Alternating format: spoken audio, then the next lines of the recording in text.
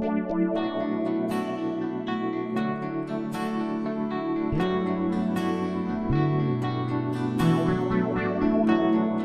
que a gente pode desenvolver e subdesenvolver, porque há uma proposta conceitual muito forte quando a gente fala de tempo.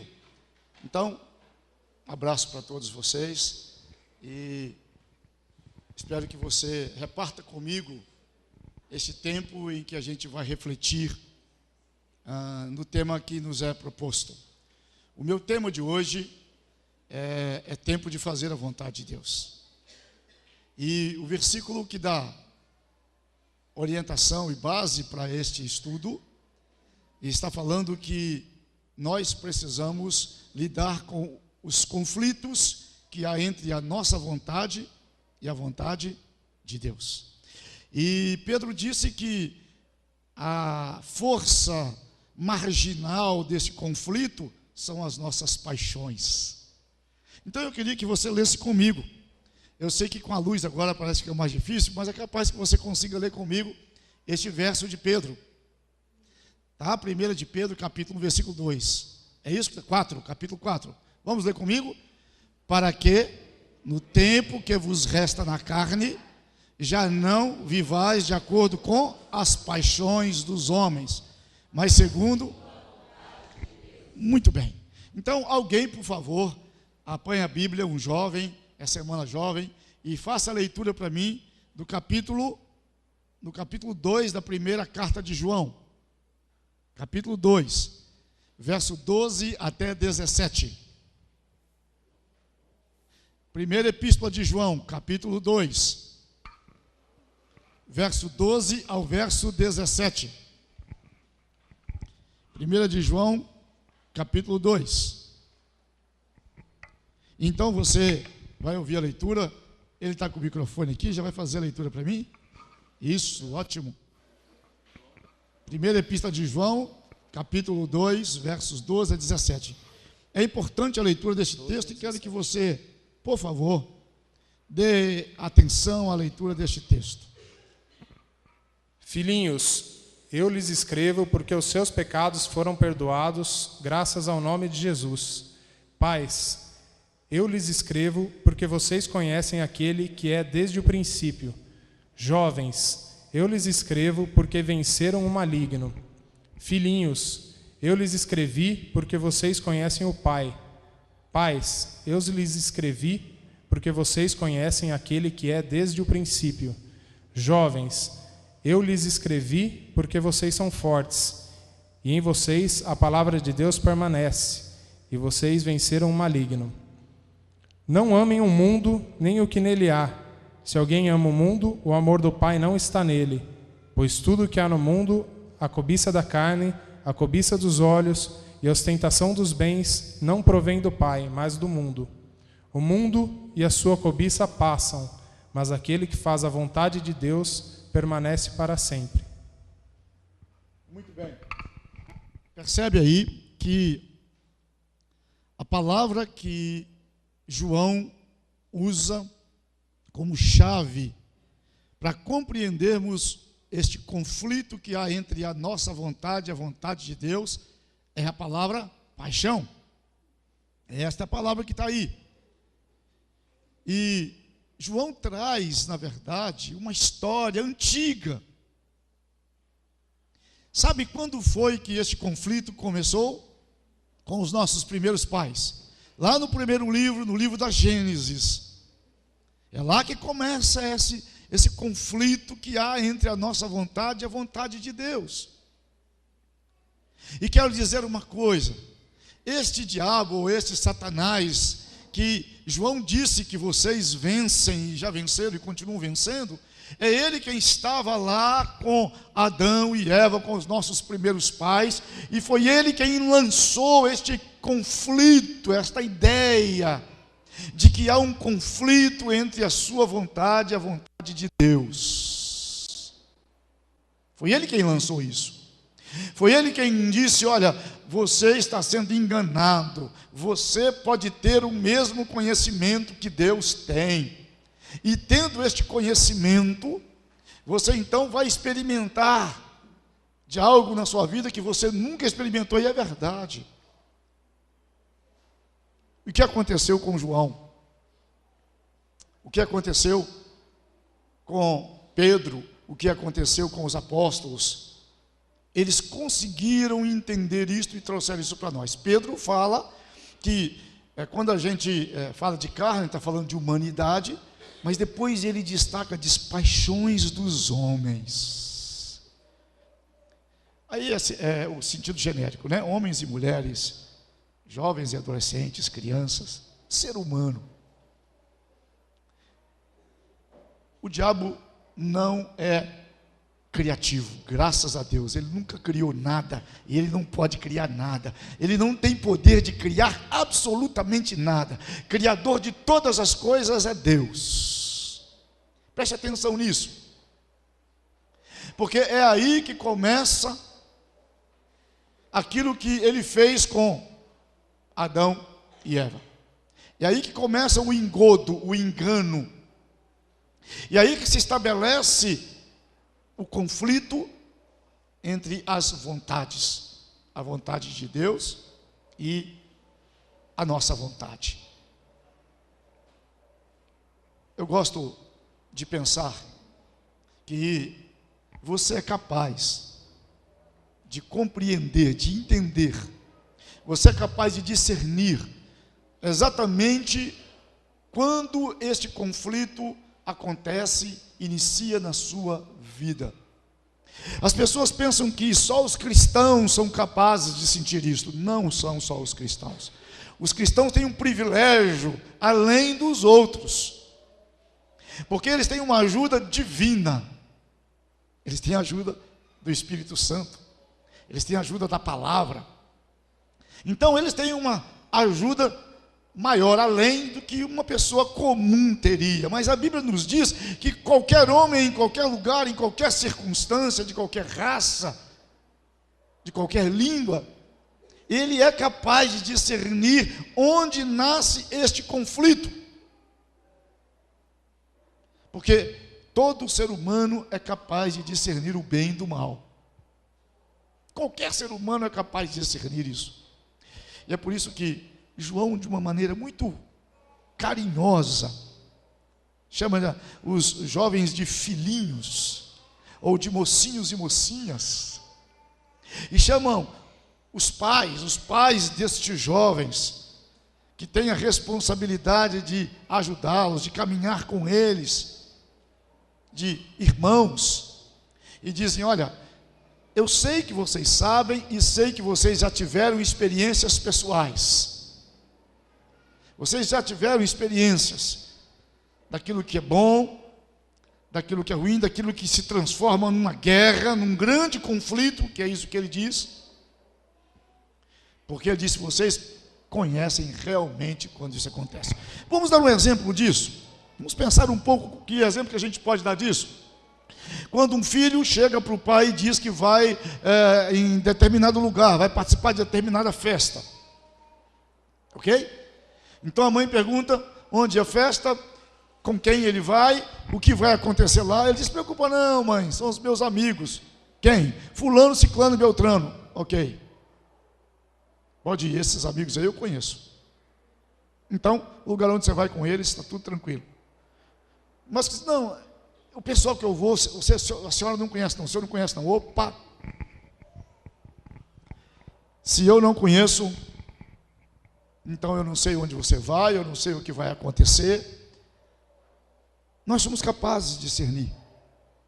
Mas veja bem, o que João diz aqui é o seguinte: mesmo vocês conseguindo discernir e conseguindo direcionar bem a vida dos filhos e as coisas acontecerem de maneira legal, de maneira agradável, sem correr muitos riscos, eu quero que vocês aprendam a conhecer a Deus. Porque não há como saber da vontade de Deus sem conhecer a Deus. Isso está aí, logo no verso 13. Vocês precisam conhecer a Deus.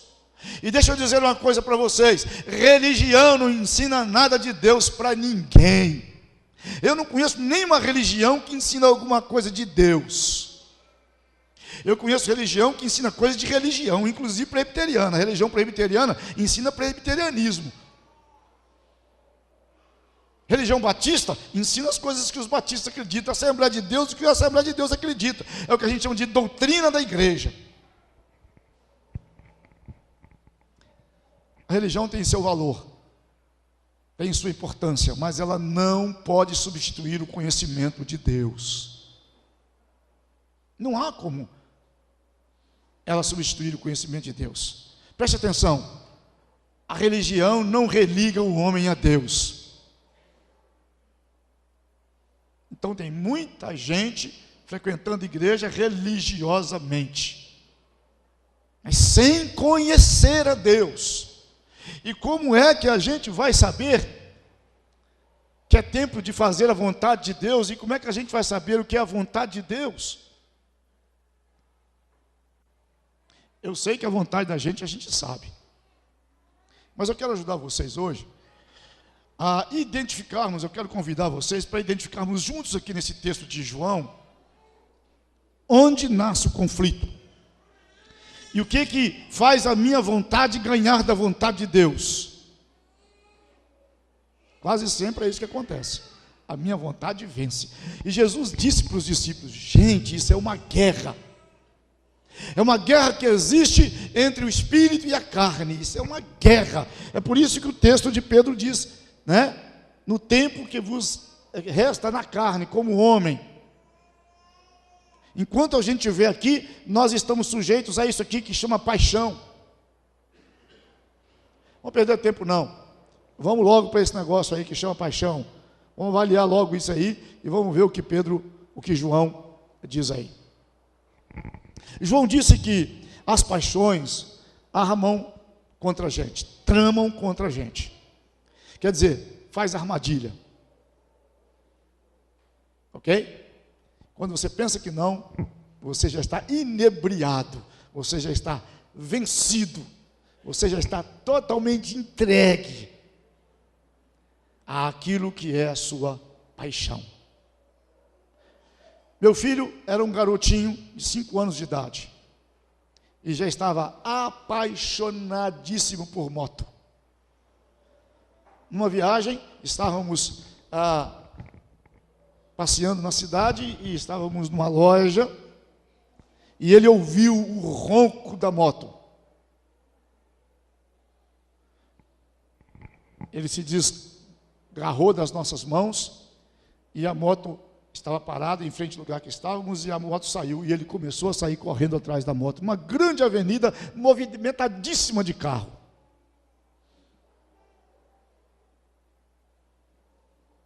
Não teve jeito. Ele entrou dentro. O negócio dele era o ronco da moto, era a beleza da moto. E ele foi, e ele não percebeu isso. Eu saí desesperado, eu não quis nem saber da avenida, de carro. Eu saí desesperado atrás dele, para que ele não chegasse até o centro da avenida e não fosse atropelado.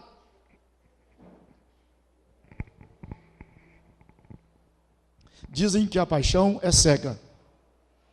Eu não acho que ela cega, eu acho que ela cega a gente, mas ela não é cega não. Ela sabe muito bem discernir, ela sabe muito bem localizar, focalizar as coisas. Então, João coloca aqui no texto que existem 3 paixões que armam, que tramam contra todo ser humano, desde o início até agora. E João diz aqui que, sabendo disso, tendo conhecimento disso, a gente precisa vencer e triunfar constantemente, uma luta contra Satanás, porque ele sabe, ele usou isso contra Adão, ele usou isso contra Noé, ele usou isso contra Abraão, ele usou isso contra Isaac, ele usou isso contra Jacó, ele usou contra mim, ele usa contra você, ele usa em toda a história contra todo ser humano. Sabe o que João faz aqui? Um resgate da história do homem, da criação do homem, da queda do homem, e ele mostra o que foi que derrubou o homem, e que continua derrubando o homem, e por que o homem não consegue fazer plenamente a vontade de Deus. Essa semana jovem vai ser quente, porque ela começou quente. Esse é um tema quentíssimo, é para arrepiar mesmo, para fazer você voltar todo dia.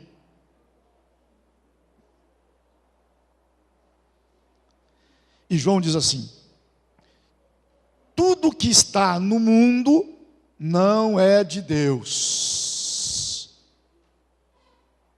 Pode olhar aí no seu texto aí que você vai encontrar isso. O que está no mundo não é de Deus.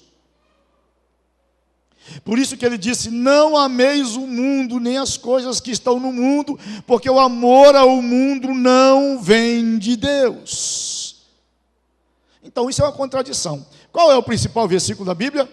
Porque Deus amou o mundo de tal maneira que deu o seu Filho unigênito, para que todo aquele que nele crê não pereça, mas tem. É o mesmo João que escreve isso no Evangelho, capítulo 3, versículo 16.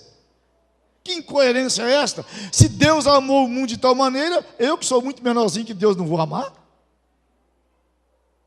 Mas João está falando de mundos diferentes. Quando João disse que Deus amou o mundo, está falando de gente, que amou pessoas. E quando João fala aqui, João está falando de um sistema que é totalmente controlado, e então enreda o homem e leva o homem para isso. É um sistema. Sabe aquele sistema do seu amigo e da sua amiga? Sabe aquele sistema do galante ou da galante? É aquele sistema. Sabe o sistema do outdoor? Sabe o sistema da propaganda, que diz que você merece, que você é capaz, que você tem direito e que você está perdendo tempo, que tem muita gente ganhando na sua frente? É esse sistema aí. Sabe aquele sistema que quando você fica cansado, trabalhou, está estressado, esgotado, disse: também eu só trabalho, eu também mereço. E aí eu começo a olhar para mim e atender aquilo que eu acho que eu preciso, porque eu mereço, eu trabalho, eu dou duro.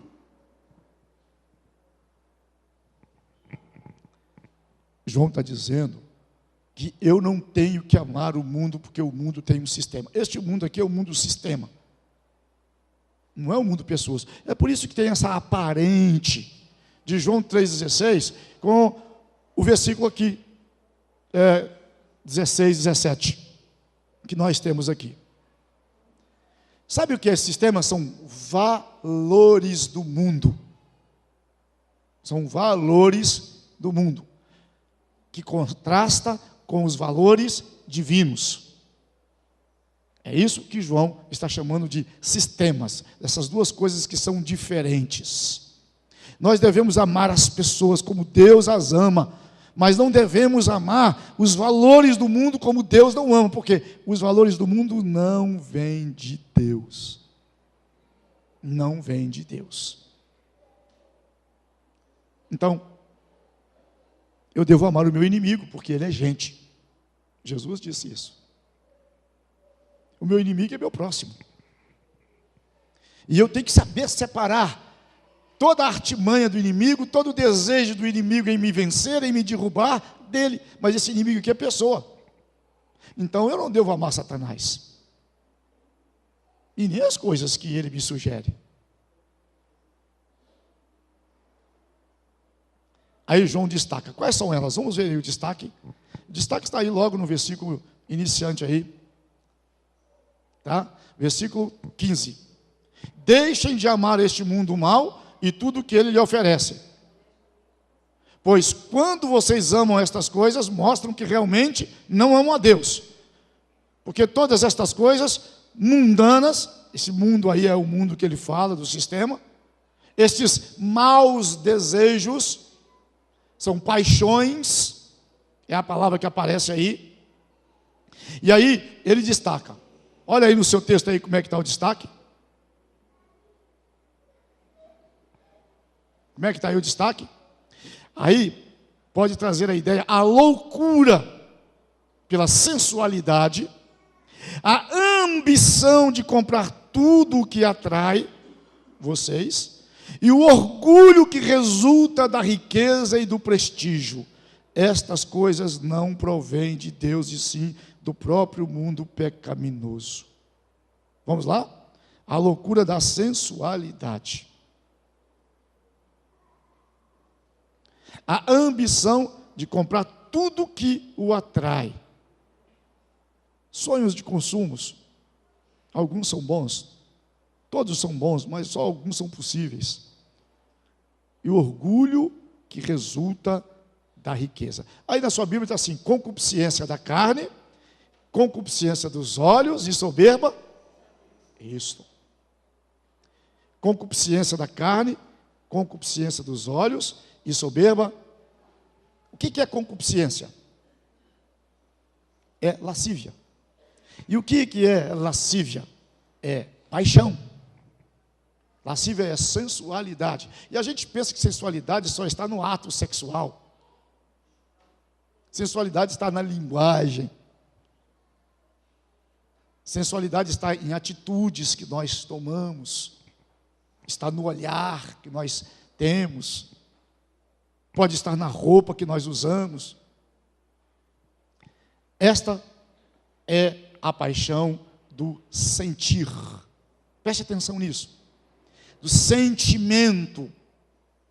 Essa é a tentação do sentimento, que se relaciona com as paixões que nós temos em nosso sentimento, que me leva a dizer que eu quero me sentir bem, eu quero agradar o meu corpo. Isso envolve comida. Por isso que gula leva a gente ao pecado. É o sentimento, é o paladar. Isto envolve pornografia, revistas, que aparentemente não tem nada, programas, filmes. Isto envolve drogas, todo tipo de elementos que podem drogar ou viciar você, de remédios químicos, até pó, até fumo, mas também pode ser ato sexual. Porque o negócio agora é a gente se sentir bem. Esse negócio é tão delicado que até a igreja a gente escolhe onde a gente se sente bem. Está vendo como esse negócio é delicado?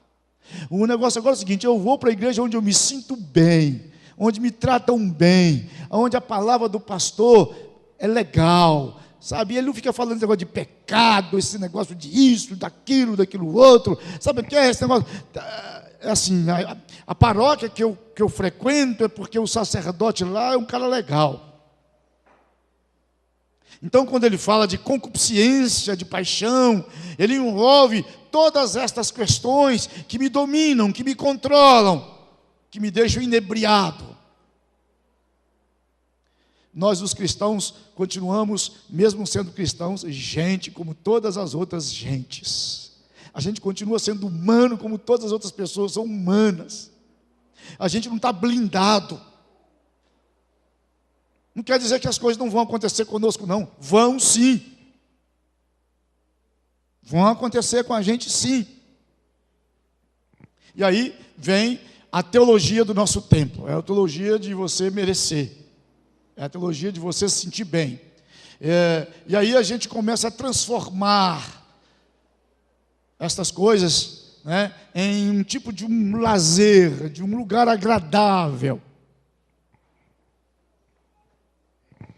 E eu volto a dizer, esta é a tentação do sentir. Eu preciso me sentir melhor, eu quero me sentir bem, eu mereço me sentir bem. Eu tenho servido a Deus, eu tenho servido a igreja, eu tenho trabalhado lá na minha empresa, eu tenho servido a minha casa, eu tenho servido os meus pais, eu tenho servido as pessoas, eu estou cansado, estou exausto, eu já estou estressado. O negócio é o seguinte: eu preciso me preocupar um pouco comigo. Eu quero me sentir bem.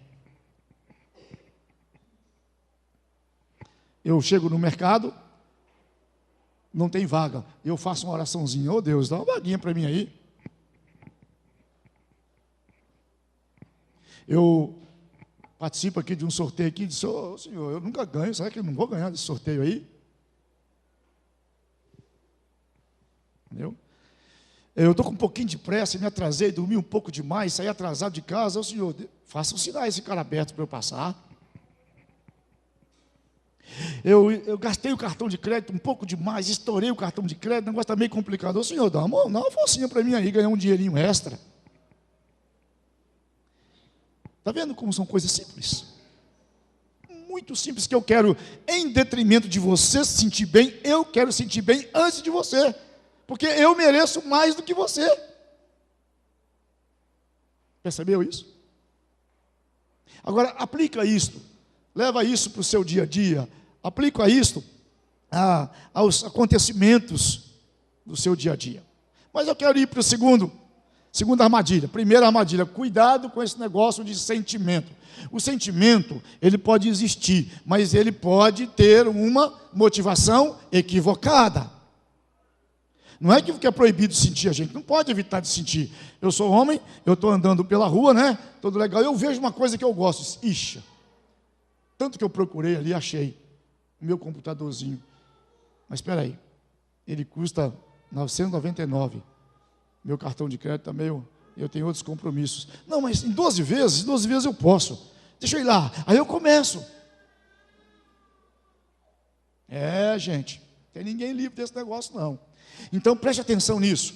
A motivação. Não, mas o meu computadorzinho eu levo para o púlpito, olha lá que legal, ajuda, olha, para você ficar escrevendo. Gente, puxa, vai resolver meu problema. A gente vai falar um pouquinho no encerramento sobre isso. Então preste atenção. A primeira armadilha é o sentimento que eu tenho dentro de mim. Segunda armadilha, que também é chamada de concupiscência, de lascívia, ou de sensualidade. É a lascívia dos olhos. Há um dito de sabedoria popular que diz que aquilo que os olhos não vê. Que legal, hein? Então o que a gente tem que fazer, gente?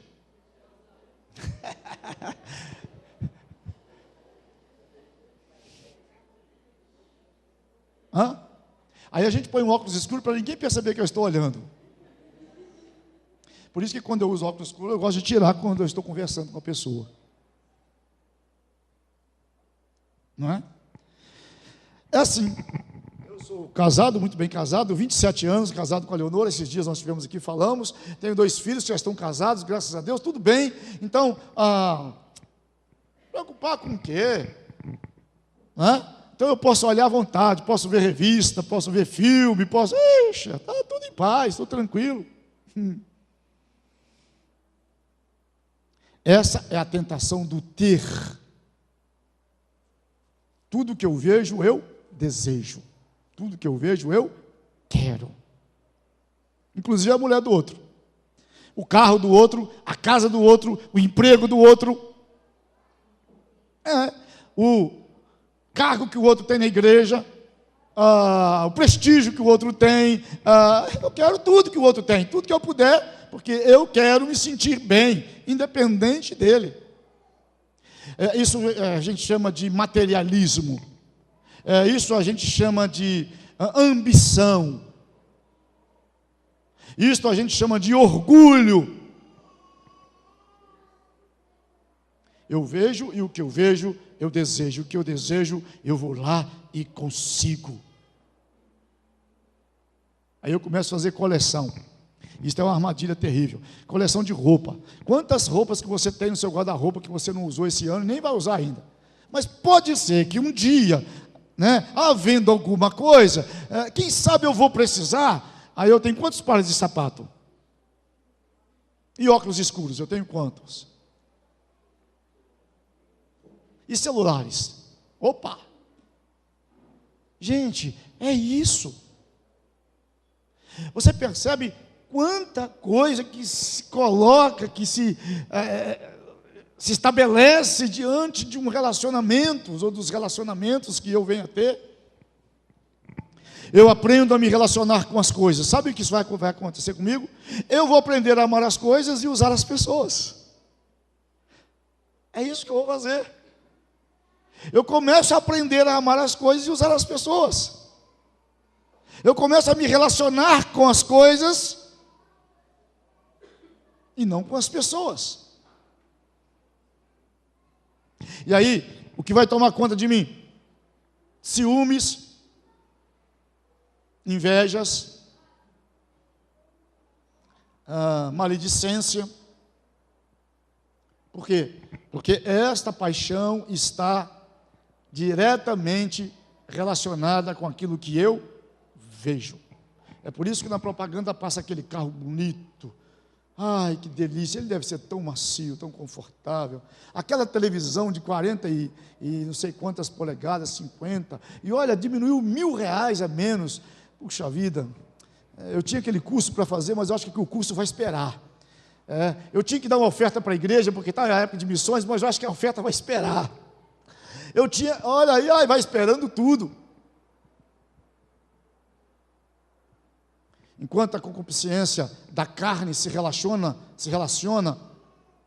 com as paixões do meu sentimento, a dos olhos se relacionam com as minhas paixões sobre o ter, sobre aquilo que é material, sobre as coisas.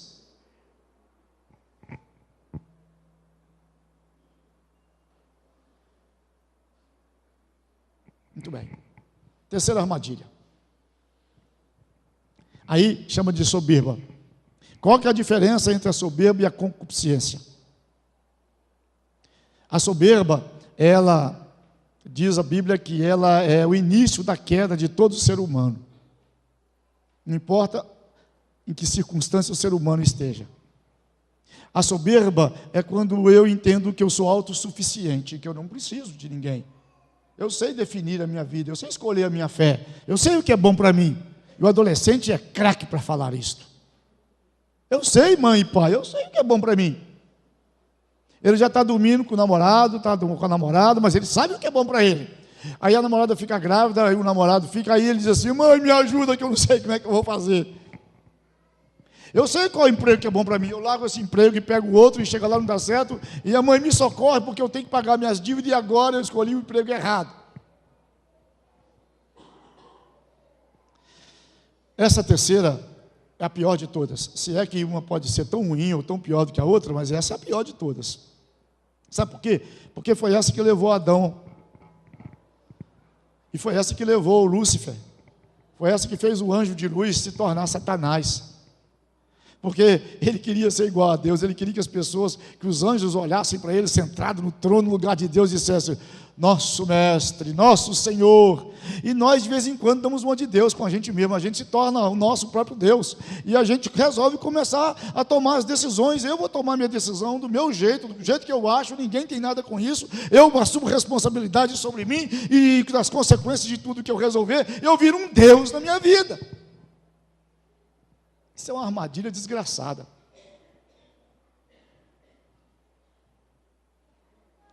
Em outras palavras, eu quero ser adorado, eu quero ser venerado, eu quero que as pessoas olhem para mim, eu quero que as pessoas se agradem do que vê em mim, eu quero que as pessoas gostem de mim, eu quero que elas dizem que eu sou o cara, eu sou tal, eu sou o rei da cocada preta ou branca, eu não sei que cor que você gosta. Em outras palavras, eu quero que as pessoas tenham inveja de mim. Eu quero que as pessoas me invejam.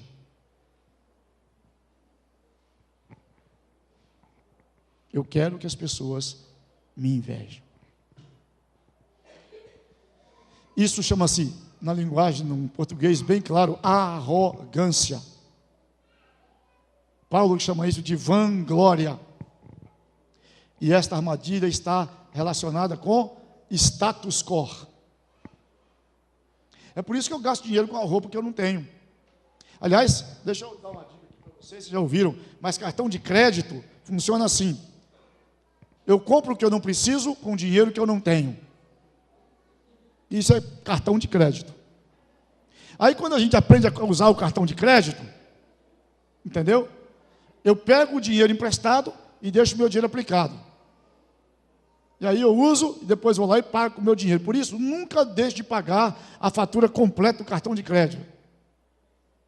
Você usa? Paga completo, total. Não deixa nem um centavo para trás, porque aí você vai empatar. É menos ruim, porque você precisa carregar dinheiro no bolso e tal, mas cuidado, hein?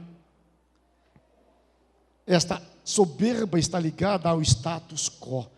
Eu uso os meios para justificar os fins.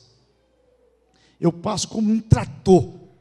Eu não quero saber quem está na frente, quem vai sofrer com isso, o que vai acontecer com quem. Eu quero saber qual é a posição que eu vou encontrar na minha vida. Sabe o que Jesus disse para os cristãos? Jesus disse para os cristãos o seguinte, que eles, quando se tornam, ou se tornaram cristãos, eles ocuparam o lugar mais alto que um ser humano podia ocupar possível. Ele senta nos lugares celestiais. É um lugar onde, é o último lugar onde o ser humano podia sentar. Só que ele está dizendo, ó, tem essas 3 armadilhas aí que todo dia você tem que passar por elas. O Salmo 91 diz que é armadilha mesmo, diz que é laço. Diz que você está indo todo feliz, andando um bocadinho, quando você pensa que não, você está de cabeça para baixo. Diz, mas é isso que o Salmo diz lá. É a expressão do Salmo. Você está de cabeça para baixo e está vendo o mundo de cabeça para baixo, não está sabendo o que está acontecendo, até você descobrir o que está acontecendo. Cuidado com a armadilha do status quo.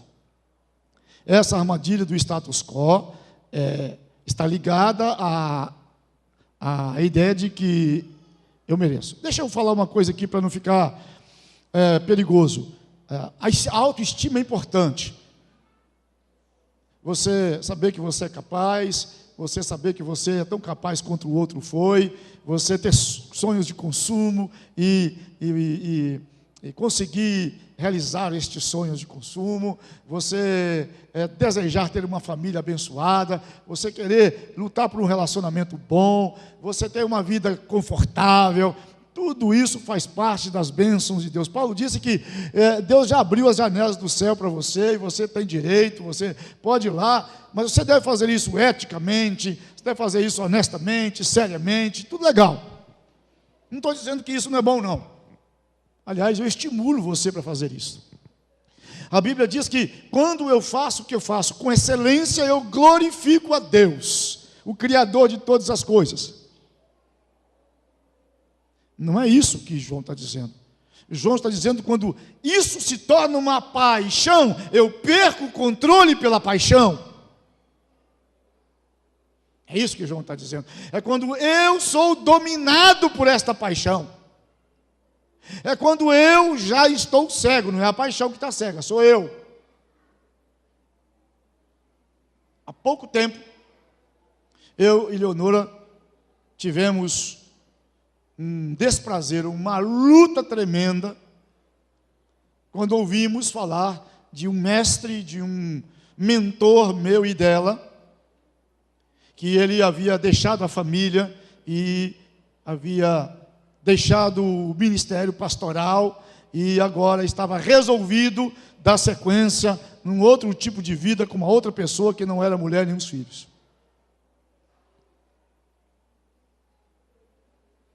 E gente muito mais experimentada na vida do que eu e Leonora foram falar com ele. Mas ele não ouviu ninguém. Ele estava cego. E é isso que a paixão faz. Deixa a gente cego.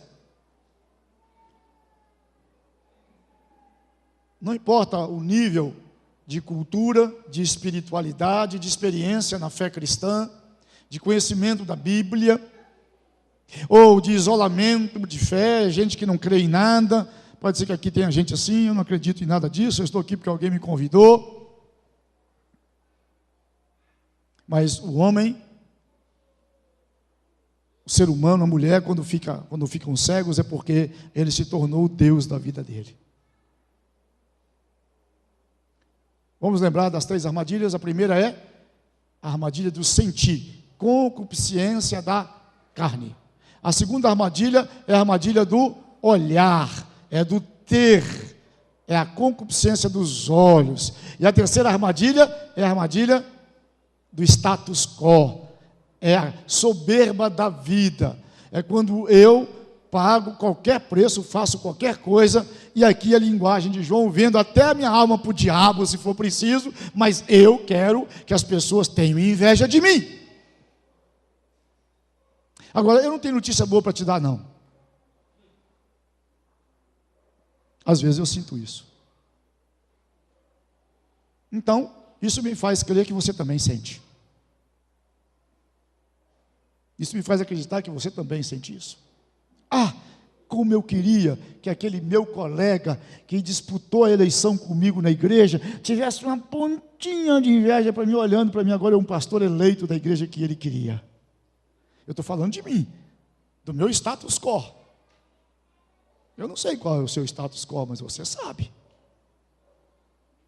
Todas as vezes que eu quero atuar como Deus na minha vida, eu trago o maior estresse que eu posso ter na minha vida.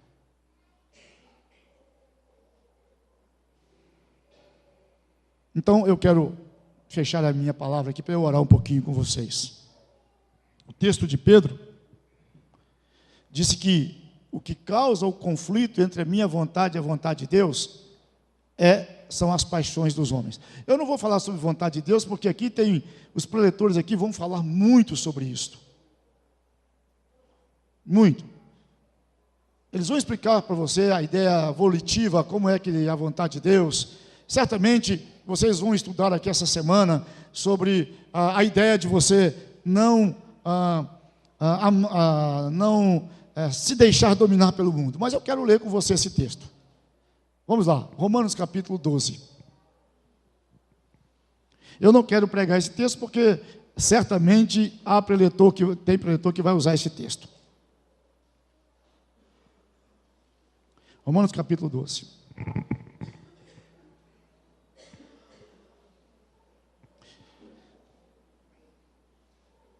Verso 2.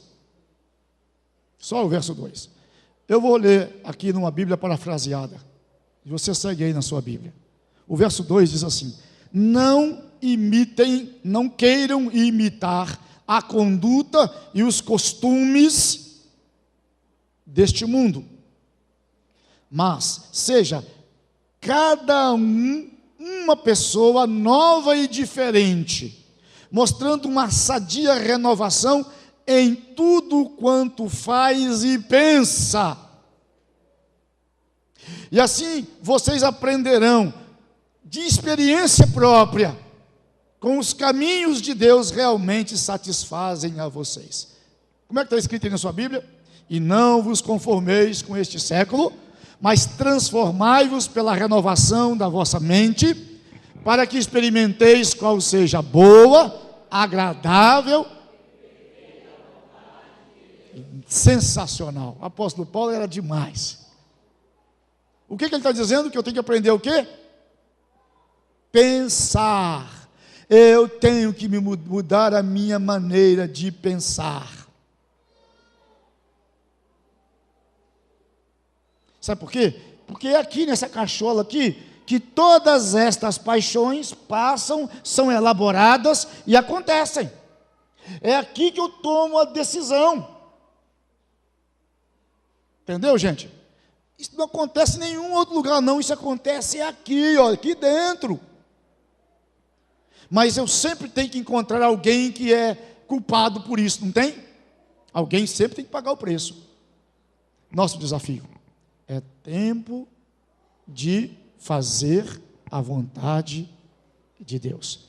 Como é que você pode fazer a vontade de Deus? Você deve conhecer a vontade de Deus. Você precisa experimentar da vontade de Deus. E quando você descobrir isso, você vai conseguir lidar com estas paixões de homens que Pedro está dizendo aqui, e que João traz de uma maneira muito clara. O legal é que ele diz que vocês são capazes. Vocês viram os versículos 12, 13 e 14 aí? Jovens, vocês são capazes. Vocês já venceram de outras vezes. Vocês vão conseguir de novo. É isso que ele está dizendo. Ele não está acusando vocês de nada, não. Ele está dizendo que vocês são capazes, que vocês vão conseguir de novo, mas que vocês precisam ficar espertos. Gente, ó a maneira de pensar. Eu estou discipulando um jovem que está saindo das drogas e já foi 2 vezes para casa de recuperação. Agora ele está vivendo o tempo da segunda.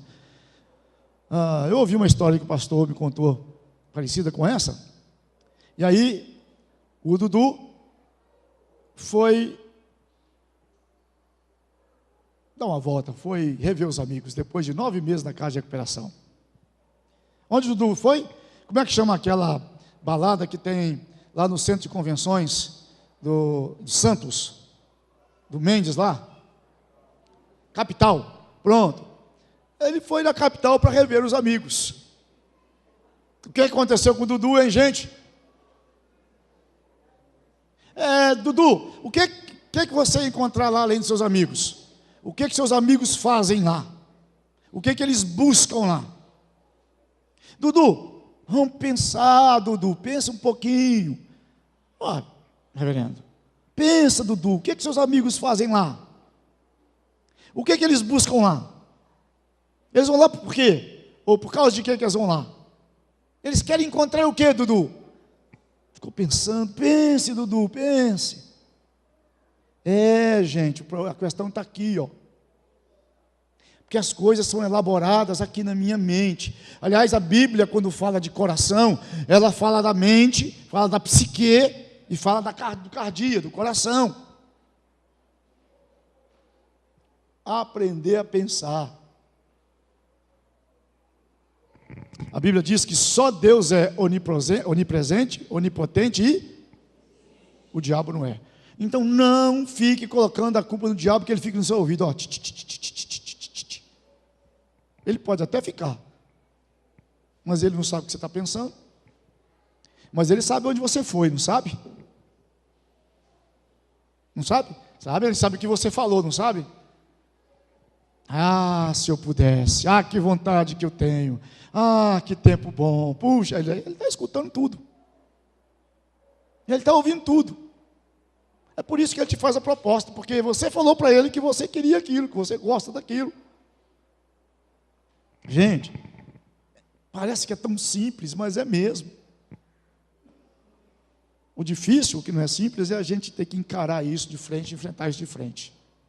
Mexe exatamente na nossa estrutura de vida, nossa estrutura de existência, mexe no nosso existencialismo. Então, eu sou pastor, ganho muito presente no meu aniversário, no dia do pastor. Toda vez que eu ganho presente, eu ganho camisa, eu ganho calça bonita, sapatos, ganho gravatas bonitas e tal. Então sabe o que eu faço? Eu vou lá no meu guarda-roupa, ganhei 3 camisas, eu tiro 3 camisas para eu doar. Eu tiro 3, se eu ganhei 2 gravatas, eu tiro 2 gravatas. E sabe qual é a minha luta? É tirar as camisas que eu mais gosto. Eu gosto tanto dessa camisa, ela é mais velhinha, mas eu gosto mais dela, eu vou dar a nova. E às vezes eu dou a nova. Mas a nova, o membro da igreja me deu, ele precisa me ver usando aquela roupa. Pastor, mas eu nunca vi o senhor usando a camisa que eu te dei. Coisas tão simples, que parecem tão banais. Eu quero orar, porque eu acredito que quando a gente ora, a oração muda a gente em relação às pessoas, em relação ao mundo, a essas armadilhas. 3 armadilhas que derrubam. Concupiscência da carne, pode ser chamada de lascívia, de paixão, mas é a paixão do ser, do sentir. Concupiscência dos olhos, que também pode ser chamada de lascívia, é a paixão do ver, é do ter, é do desejar. E a soberba da vida, que é o status quo, é eu estar num lugar diferenciado, onde as pessoas podem ter inveja de mim, podem querer querer minha casa, meu carro, querer ser como eu e ter o que eu tenho. Coisa simples, mas é isso que a Bíblia chama de paixão. E a Bíblia diz que o conflito entre a minha vontade e a vontade de Deus está exatamente aí. Eu amo a Deus, eu temo a Deus. eu sirvo a Deus, eu creio em Deus. Mas pastor, a carne é fraca. E é mesmo. E Jesus sabia disso. E Jesus ensinou isso para os apóstolos. E João está ensinando isso para mim e para você. O que pode me desviar da vontade de Deus? As minhas paixões. Qual é a sua maior paixão? Eu lembro das loucuras que eu fazia para ir namorar a minha mulher. Vocês não têm ideia. A ponto de dormir entre 12 e 18 horas por semana para poder. Eu chegava domingo, segunda-feira, 4 horas da manhã, saía terça-feira, 2 horas da manhã, sem dormir um segundinho assim, ó. Nada. Ia para o seminário, estudava a semana inteira e emendava. Às vezes eu conseguia dormir de 12 a 18 horas por semana. E o seu time? Você torce para quem? Qual é a sua paixão? Eu sou corintiano, minha paixão é o Corinthians. Pelo menos por enquanto nós estamos por cima, né? Pelo menos por enquanto. Por exemplo, tem um monte de gente que tem um monte de paixão de outras coisas que eu não tenho. Não me apetece, mas tem coisas que eu tenho. E que não apetece o outro, mas apetece a mim. Não é errado a gente ter paixão, não. O problema é a gente perder o controle. Esse é o problema. Se eu ficar apaixonado demais pela minha mulher, pode ser que eu não a ame. Eu preciso amá-la mais do que ser apaixonado por ela.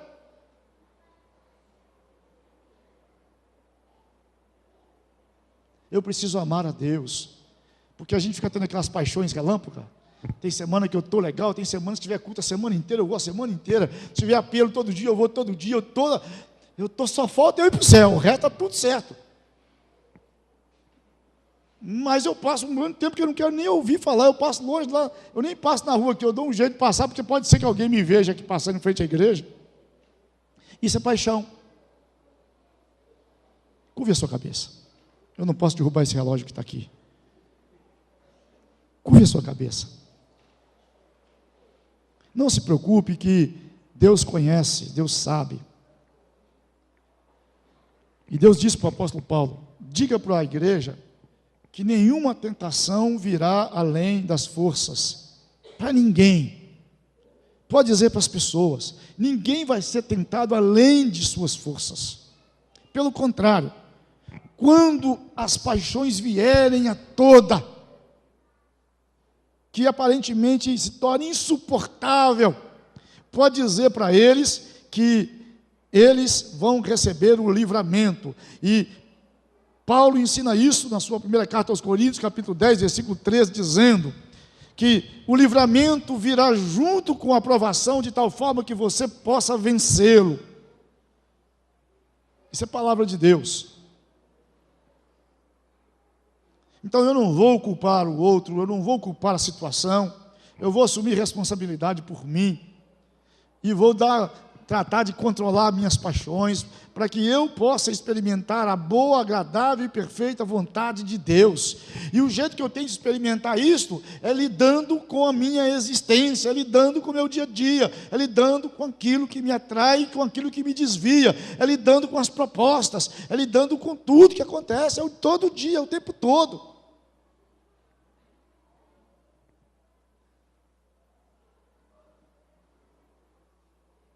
Olhando para o Salmo 1 e dizendo que feliz é o homem que não anda segundo o conselho do mundo.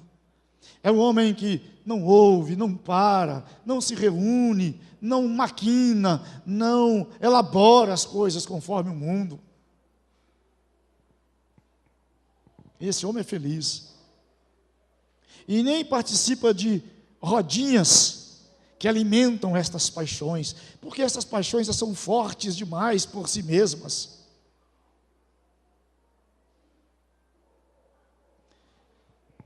Todos os dias, Pai, eu aprendo que eu preciso pedir que o Senhor aumente a minha fé. Todos os dias eu aprendo que eu preciso desviar os meus pés. Todos os dias eu aprendo que eu preciso cuidar das minhas mãos. Todos os dias eu aprendo que eu preciso olhar, fixar os meus olhos em Jesus e não tirar os meus olhos de Jesus. Todos os dias eu aprendo que eu posso conhecer, experimentar e fazer a tua vontade. Porque todos os dias eu preciso trabalhar para controlar as minhas paixões. E eu quero que esta seja a noite que inicie esse propósito, esse desejo, e que o Senhor use os homens e as mulheres que virão falar aqui, para nos ajudar a falar do tempo, da oportunidade, do propósito, do momento. E aqui pode ser que haja pessoas que estejam vivendo momentos assim, momentos em que eles precisam tomar uma decisão, precisam intencionalmente encarar as suas paixões, abandonar as suas paixões, e precisa fazer do Senhor Jesus a sua maior paixão, e precisa experimentar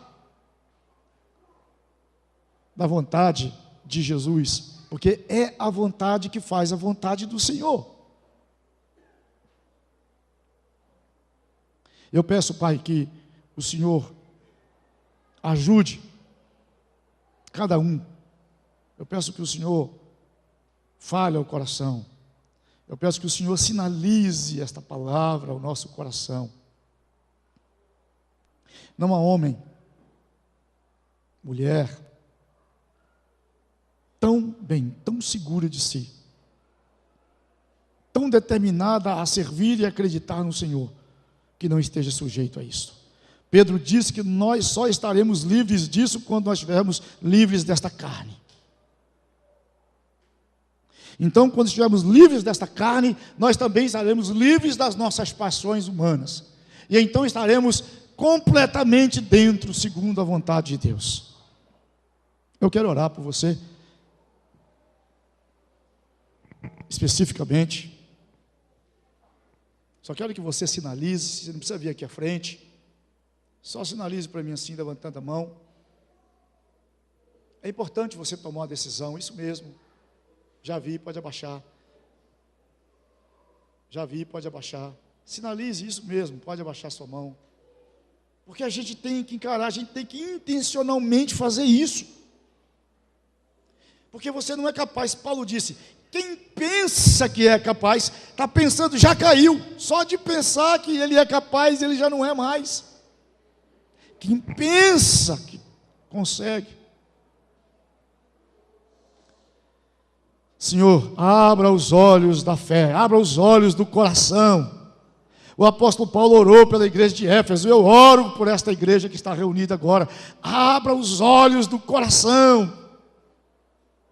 Porque no coração é que se elabora, é que se sente, é que se deseja, é que se apaixona.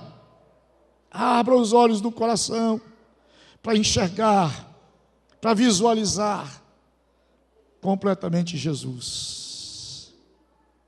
Bendito seja o Senhor Jesus, o modelo para que nós estruturemos a nossa vida, formalizemos a nossa vida conforme o modelo dele.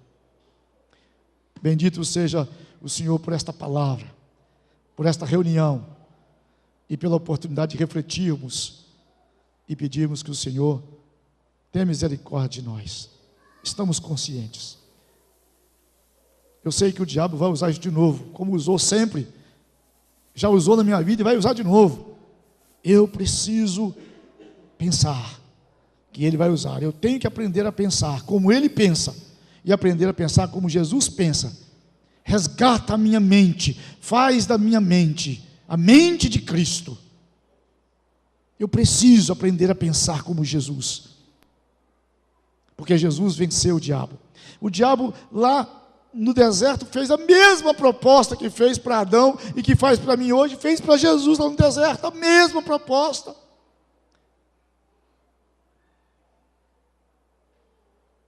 Usou as mesmas paixões, porque Jesus era homem integralmente ali. Olha para o nosso coração. Tenha misericórdia de nós. Não permita que nós continuemos sendo controlados por estas paixões, mas nos dê a graça de controlarmos esta paixão. A estes irmãos que se manifestaram, tenha misericórdia deles e de todos nós que estamos aqui, em nome de Jesus. Amém? Muito obrigado, irmãos. Obrigado por vocês terem tido paciência em me ouvir, mas a minha oração é essa. Vamos aprender a pensar e vamos aprender a controlar essas nossas paixões pela glória de Deus.